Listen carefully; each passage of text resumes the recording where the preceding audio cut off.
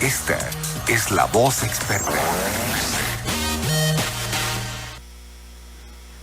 Continuamos con más información en Noticias Morelos a través de Radio Fórmula 106.9 FM. En esta tarde de martes es momento de Fórmula Jurídica y es un placer que nos acompañe. Pero antes que nada, yo quisiera felicitar, reconocer su arduo trabajo y también, por supuesto, su colaboración, que semana con semana, por supuesto, nos complace con su presencia, con sus conocimientos.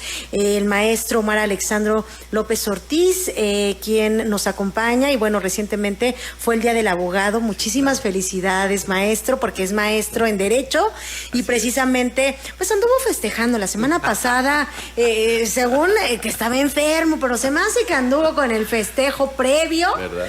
Y yo pensé que iba a ser posteriormente, que iba a seguir con el festejo, pero no. No, aquí estamos. Ay, muchísimas felicidades, enhorabuena. Gracias, Tere, de verdad, muy complacido de estar en tu programa, agradezco tus palabras y a todos los que nos dan la oportunidad de escucharnos.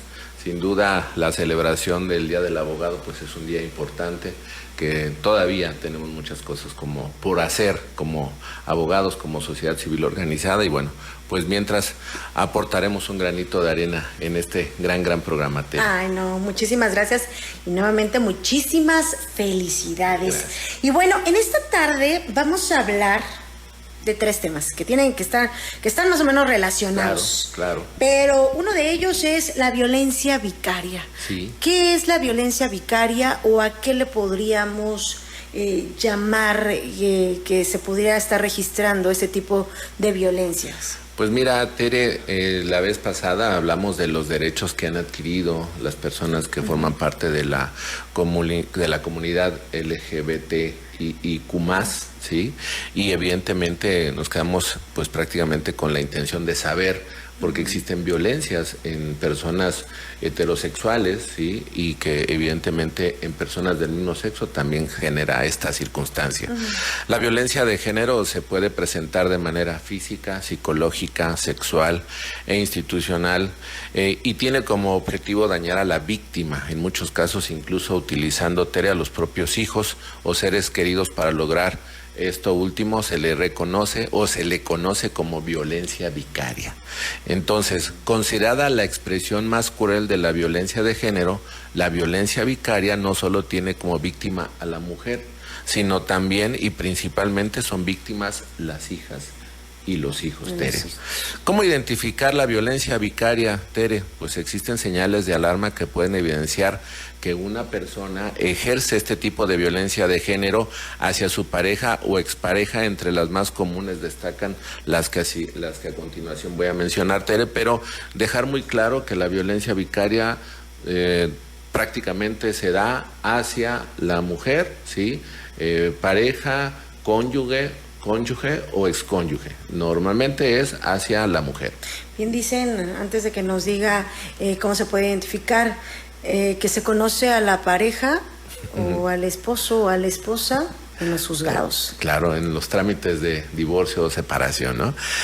Bueno, pero también para los que nos están escuchando existen figuras que pueden zanjar ese matrimonio, así le llaman, zanjamiento matrimonial, en donde puede darse estas circunstancias donde el juez los puede orientar para poder resolver este tipo de cosas sin necesidad de llegar al trámite del divorcio, Tere. Es importante que estén informados. ¿Cómo se puede destacar esta circunstancia? Bueno, pues tenemos criticar a la madre delante de los hijos o permitir que otros lo hagan, romper o dañar las cosas o pertenencias de los menores, no administrarles adecuadamente los medicamentos necesarios en caso de requerirlos. Esto comúnmente ha pasado, está aconteciendo. Manipularlos para ponerlos en contra de su madre, amenazar a la madre con hacer daño a los menores o quitárselos, obtener información de la madre utilizando a los menores de manera dolosa, a dónde fueron, qué hiciste, a ver, préstame tu teléfono, con quién se fotografiaron, ese tipo de cosas, ¿sí? La violencia vicaria en México se ha establecido a través de la ley. En noviembre pasado, la Cámara de Diputados incorporó este tema, Tere, en la Ley General de Acceso de las Mujeres a una Vida Libre de Violencia en el Código Civil Federal y al Código Penal Federal, lo que en materia territorial del Estado nos falta evidentemente legislar. Esto es, por una parte, una de las figuras que se emplean para generar esta violencia que también existe, ¿sí?, en otro tipo de violencia, Tere. Y ahí pasamos al segundo tema que tú referías. ¿Qué es el síndrome de alienación parental? Mucha gente se pregunta, bueno, ¿y eso cómo se da? ¿Cómo se genera? Si la violencia vicaria comúnmente, o más bien siempre, se genera hacia la mujer, hacia la exconcubina, hacia la excónyuge, la alienación parental evidentemente se da para cualquier persona, ¿sí? Es decir, hacia el hombre, hacia la mujer, porque puede generar que a veces damas, señoritas que hoy nos están escuchando, evidentemente señoras, pues a veces también las mujeres generan este tipo de daño hacia los hombres. Que bueno, yo ahí difiero un tanto, un mucho, yo diría. Bueno, somos los menos. No estoy de acuerdo cuando ponen a los hijos. Sí, claro, claro. Y cuando también los ponen en contra, ya sea del papá o el papá de la mamá, sí, claro. Porque los ponen o sea, en medio, pues, y finalmente, tanto siempre va a ser la mamá como siempre va a ser el papá, siempre van a tener ese vínculo. Y bueno, afortunadamente, gracias a Dios, toco madera, pero no he estado en ese caso. Ya mis hijos ya están grandes. Claro. Uno a punto de cumplir 17 y la otra a punto de cumplir 15. Entonces, pues ya ahorita ya están grandes, ¿no? Pero eso de cuando están chiquitos, que los pongan en medio. Pero a veces el problema, Tere, tiene que ver con un tema económico, un tema de bienes. O sea, realmente ni siquiera es un tema sentimental, es un tema de ejercer un poder. El síndrome de alienación parental, que por su sigla SAP, es un conjunto de síntomas que son consecuencia del uso de diferentes estrategias por parte de un progenitor en las que ejerce influencia en el pensamiento de los hijos con la intención de destruir la relación con el otro progenitor. Por eso no habla de mujer, sino habla de un progenitor, madre, sí, o padre, o hombre o mujer, ¿sí? Tipos de alienación parental leve. Este tipo de alienación, el padre o madre puede influir en la opinión de los niños. Ejemplo, puede ocurrir cuando el hijo es influenciado por un progenitor para rechazar al otro progenitor. Por ejemplo, el progenitor A puede decirle al hijo que el progenitor B no quiere visitarle, cuando en realidad el progenitor B está trabajando y no puede estar ahí. La alienación parental moderada, pues contarle a un hijo los detalles del divorcio cuando el excónyuge está presente, pero como si este último fuese el culpable. El progenitor lo que busca es que el niño piense que el otro progenitor es la víctima y que éste de esta manera no empatice con él.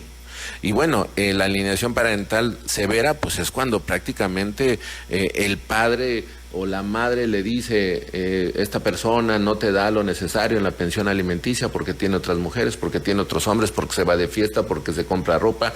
Y bueno, esto genera evidentemente pues un daño a los menores. Ya ¿sí? estoy escuchando a tu madre, tu padre. Bueno, hasta aquí las circunstancias que hemos mencionado son las que acontecen con parejas o exparejas heterosexuales, Tere. Pero existen violencia entre parejas del mismo sexo o de la mujer hacia el hombre, que no propiamente tiene que ver con que sean mujer u hombre, sino pueden ser mujeres, pueden ser hombres. Entonces, contextualmente, la violencia entre parejas del mismo sexo se denomina violencia intragénero. Es así como está identificado en el tema social. Aunque el origen de la violencia en parejas homosexuales es diferente, los síntomas son más parecidos a los de las mujeres víctimas de violencia de género. Puede haber maltrato físico, control económico. Actualmente la violencia intragénero está tipificada como violencia doméstica, donde existe discriminación por orientación sexual.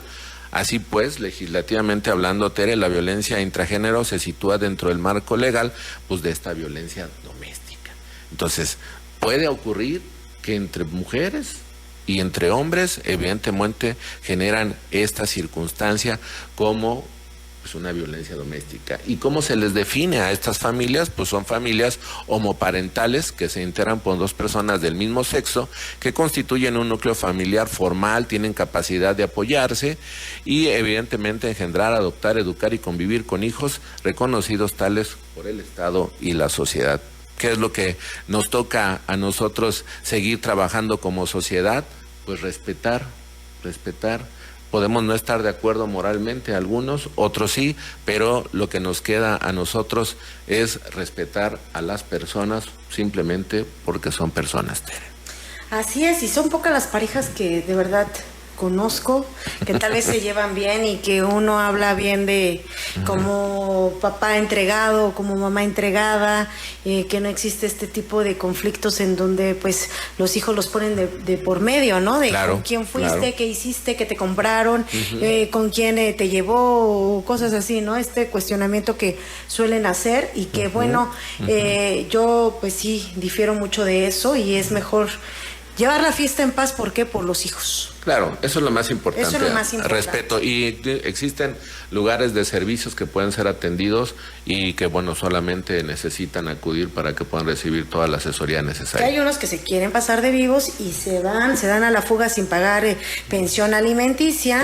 Claro. Y bueno. Pero ya con la nueva aprobación de la ley, seguramente van a ser localizados, Tere. Muy bien. Pues como siempre, muchísimas gracias, maestro. Al contrario, un gusto y saludos a todos tus radioescuchas. Muchísimas gracias. Es el maestro Omar Alexandro López Ortiz, la voz jurídica de todos los martes. Hacemos una pausa, ya regresamos.